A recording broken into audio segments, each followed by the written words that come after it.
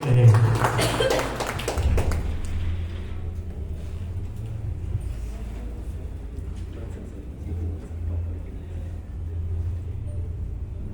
साथियों, मेरा परिचय तो कुछ ज़्यादा खास नहीं है। बस इतना है, सिंगराज, इससे ज़्यादा मेरा कुछ परिचय नहीं। मैंने हमेशा बचपन से अपने नाम की इज्जत करी है, अपने आप की इज्जत करी है। अगर आप स्वयं अपनी इज्जत करते हैं तो दूसरे की भी इज्जत करोगे। आप जो चाहते हो स्वयं, मैं जो चाहता हूँ बस उसी से मुझे प्यार है।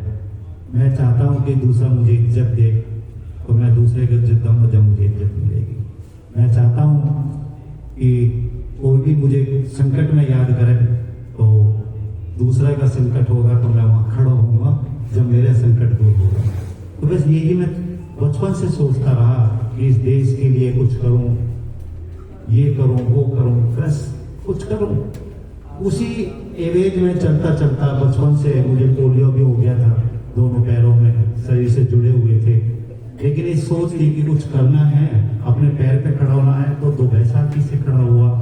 फिर बैसाखी भी छोड़ी और फिर कुछ करना है, कुछ करना है। उसी सोच में चलता चलता न जाने कितने सारे मैंने काम किए जीवन में।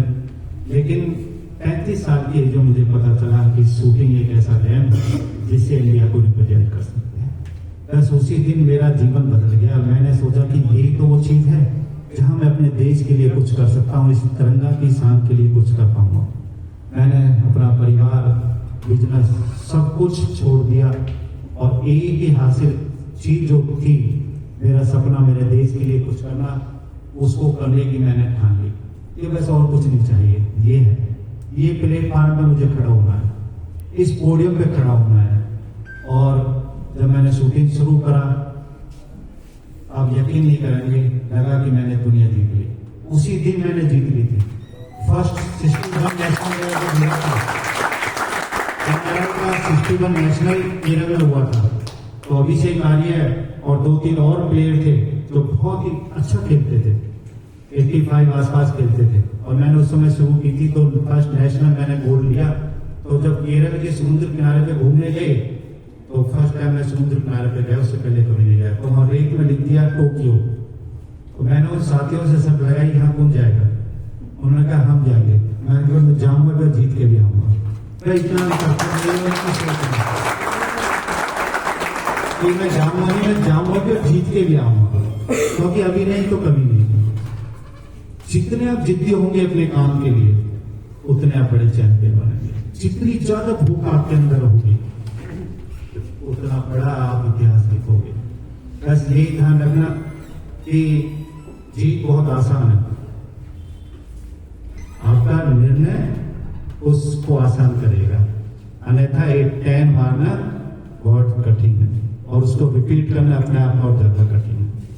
कोविड के दौरान में जब सारे शूटिंग रेंज बंद थी और 50 मीटर का सिर्फ ओलंपिक कोटा होल्डर मैं था, सिंगराज, तो मेरी चिंता रहती थी, यार मैं कैसे खेलूं? सब खेल रहे हैं 10 मीटर और 50 मीटर, मैं नहीं खेल पा रहा।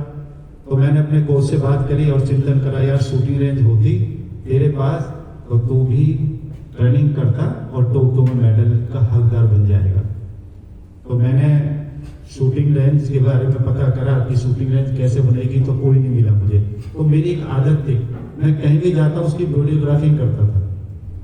किसी के घर जाऊं, शूटिंग रेंज जाऊं, कहीं भी उसके बारे में जानना मेरी रुचि रहती थी। मैं यहाँ भी आया तो मैंने हर चीज, हर कोने को देख लिया, सब फीड कर लिया है। और उस फील्ड में मैंने देखा कि शूटिंग रेंज कैसे बनाते हैं और मैंने एक इंटरनेशनल लेवल की शूटिंग रेंज बना दी। कोविड के दौरान में 50 मीटर की, हिंदुस्तान में पहली बार ऐसा हुआ।